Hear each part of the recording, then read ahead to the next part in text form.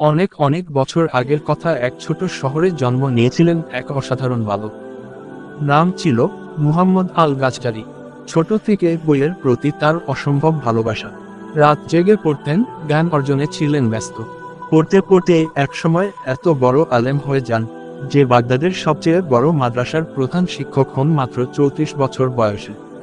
সবাই তাকে ইসলামের হুজরত, অর্থাৎ সত্যের প্রমাণ বলতো।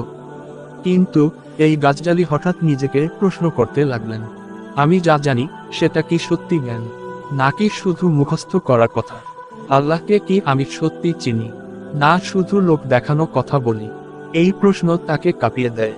তিনি দর্শন পড়তে শুরু করেন, গ্রিক দার্শনিকদের মতবাদ, যুক্তি, বিজ্ঞান, সবকিছু।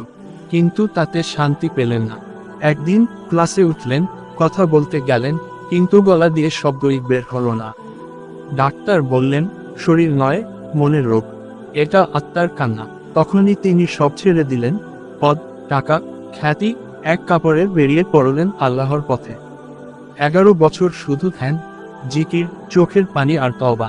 মক্কা, মদিনা, দামেস্ক, জেরুজালেম, যেখানেই গিয়েছেন শুধু একটাই খোঁজ, আল্লাহকে জানবো, নিজের নফসকে বদলাবো আলোর আবেশে।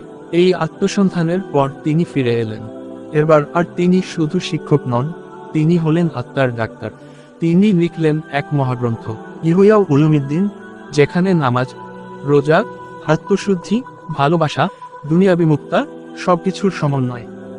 শেষ কথা, এর থেকে বড় গাজজালি দেখালেন, শুধু বই পড়া যথেষ্ট নয়, শুধু নামাজ পড়া যথেষ্ট নয়। আল্লাহকে জানতে হলে নিজের হৃদয় বদলাতে হয়। তাই তো আজও ইমাম গাজজালি আমাদের শেখান, জ্ঞান আর হৃদয়ের মিলনে আল্লাহর সান্নিধ্য পাওয়া যায়।